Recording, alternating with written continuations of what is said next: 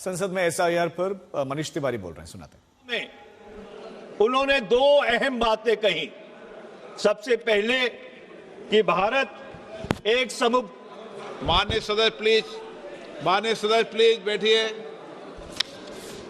माननीय सदस्य please. Honourable member. धन्यवाद अध्यक्ष जी। तो मैं कह रहा था कि सबसे पहले जो संविधान निर्माता थे, आपके सदस्यों को बैठे सुने आपको। कोई बात नहीं, सभी सुनेंगे। अध्यक्ष जी, तो संविधान निर्माताओं ने भारत के संविधान की परिवेचना में यह सुनिश्चित किया कि भारत एक संप्रभुता और लोकतांत्रिक गणराज्य के तौर पे गठित किया जाएगा।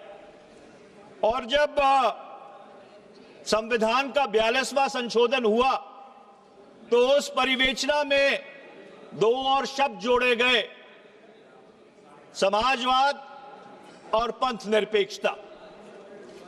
और उस स्वरूप में आज वर्ष 2025 में भारत का जो गणतंत्र है, गणराज्य है, ये उस स्वरूप में गठित है।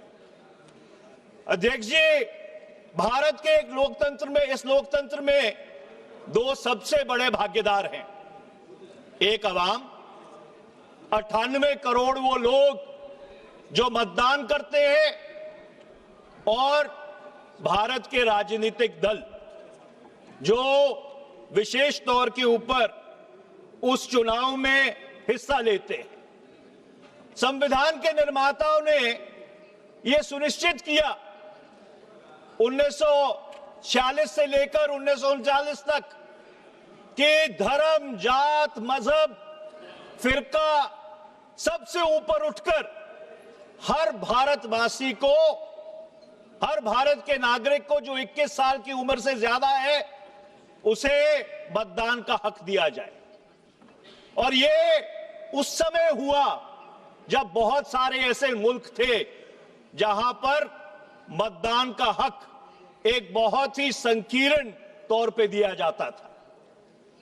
और आज मुझे ये कहने में कोई संकोच नहीं है कि पिछले 78 साल में अगर सबसे बड़ा कोई चुनाव सुधार हुआ, वो भारत के पूर्व प्रधानमंत्री श्री राजीव गांधी जी ने किया, जब उन्होंने 1979 में, 88-79 में, मैं भारतीय राष्ट्रीय छात्र संगठन का राष्ट्रीय अध्यक्ष था, NSUI का, हमारी मांग के ऊपर उन्होंने करोड़ों जो भारत के नौजवान हैं उनको मत का अधिकार दिया, जब मतदान की आयु सीमा 21 से घटाकर 18 वर्ष की गई।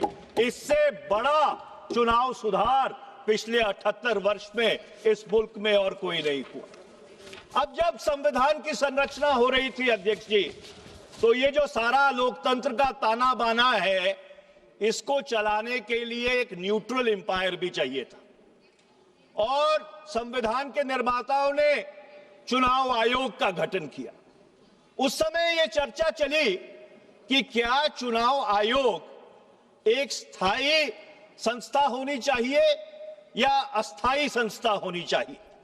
और जब 15 जून 1949 को 1949 जब डॉक्टर बाबा साहब भीमराव अंबेडकर जी ने ड्राफ्ट आर्टिकल 289 प्रस्तुत किया चुनाव आयोग को लेकर, उस पे बोलते हुए शिवबिन लाल सक्सेना जो उस सभा के सदस्य थे, उन्होंने कहा, और मैं कोट करना चाहता हूं, our constitution provides for the dissolution of the legislature when a no confidence is passed. So it is quite possible that elections to the various legislatures in the province and the center will not be concurrent. Every time some election or the other will take place somewhere. It may not be so in the very beginning or in the very 5 or 10 years, but after 10 or 12 years, at every moment, some election in some province will be going on. और उनकी बात से इत्तेफाक रखते हुए doctor बाबा साहब भीमराव अंबेडकर जी ने यह सुनिश्चित किया कि चुनाव आयोग एक स्थायी संस्था होगी। मैंने ये अंश इसलिए पढ़े हैं क्योंकि देश में वन नेशन वन इलेक्शन के ऊपर बहस चल रही है। पर अगर आप इस संविधान सभा की जो प्रोसीडिंग्स है उसको अपने संज्ञान में लें तो संविधान निर्माताओं ने ये देख लिया था कि भारत में 10-12 साल बाद अलग अलग समय पे अलग अलग राज्यों में चुनाव होंगे।